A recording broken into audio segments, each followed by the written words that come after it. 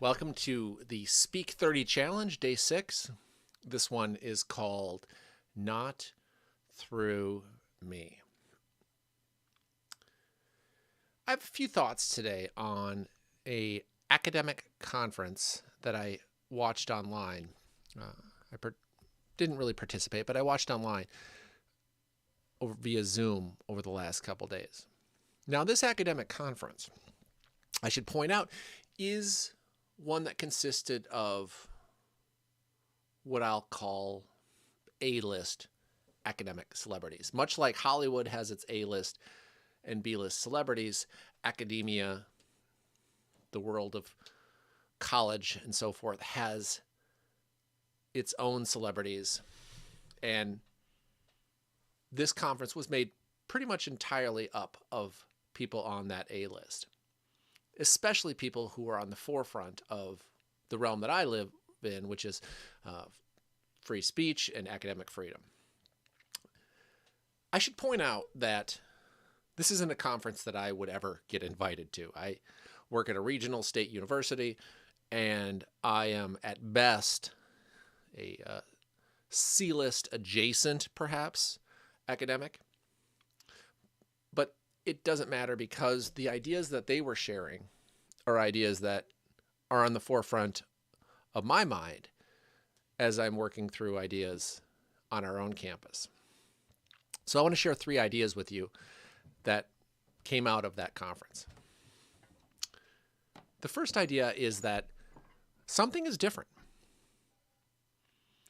The conference started off with Jonathan Haidt, who is the author of The Coddling of the American Mind, as well as the founder or co-founder of the Heterodox Academy, which tries to promote viewpoint diversity on campuses around the country. And this was his point. Something's different. Over the last, say, 10 or 15 years, the universities have really taken a turn toward a more extreme view that is prevalent on campus toward free speech as well as academic freedom. Now, I need to point out that in watching these A-list academic celebrities, as I'm talking about, it is a room made up more or less primarily of old white guys. But with that said, if you were to have a blind presidential election and just say Democrat, Republican, the Democrats would win hands down. These people made their bones through a time when it was really their ability to teach, publish, and engage in universities that allowed them to become the A-list celebrities that they are now. They practiced merit, hard work, and the free exchange of ideas, which is one of the underpinnings of what we consider the Enlightenment movement, or our current classical liberal education. And they see this system slipping away from them, primarily by administrators and faculty that are looking to promote a worldview of diversity, equity, and inclusion. Now, these words sound like something that we should all champion. And truly, if you base it on the definition of these words, you should. But in reality, this worldview is very much a postmodern view of the world based on power dynamics. And despite the fact that they all live in their own little bubbles, these views of postmodernism have really taken over the university. The second idea that came across beyond something's different is that there really are ideas to make improvement, but there is no plan. You can build new institutions, they say. You can make small or even large changes to policy, they say. You could adopt statements that reaffirm the principles of a liberal education, they say.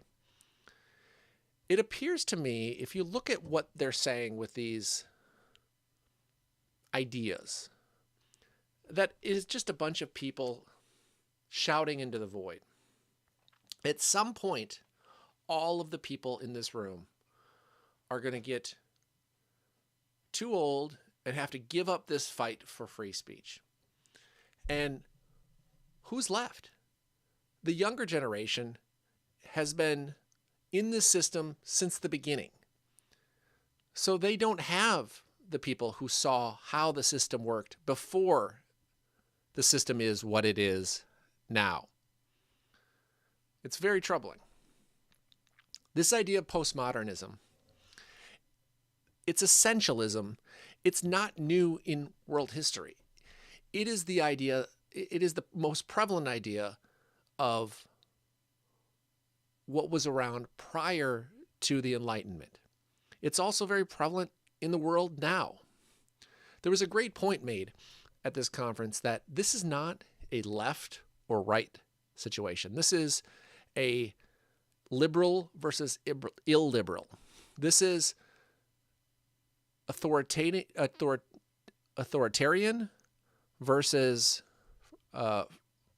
liberal or free speech related. So it is basically an idea that essentialism, where the way you're born or how you're born or what situation you're born into is how you are. And that is how we will define you for all time, for always.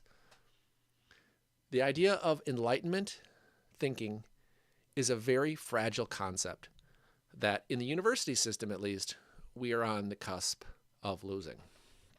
The final point that I wanted to talk about today is, I don't know, maybe a positive idea, but the biggest personal takeaway that I had from this conference is an idea that I've heard many times before as it relates to free speech and the advocates that are in our country now that try to promote it. It's best summed up by a quote from Alexander Solzhenitsyn, who was the author of The Gulag Archipelago. You can resolve to live your life with integrity. Let your credo be this: let the lie come into the world. Let it even triumph, but not through me. This is not a quote about, fighting or being strong. I see this quote as not being a coward. Not through me. For decades, our university system has been the envy of the world. It would be nearly impossible to try to replicate this in our modern world. So if it is rotting from the inside, it may not be correctable. I personally am not going to be, unlikely, not going to be the one to save it. But the lie that it's causing its decline will not live through me.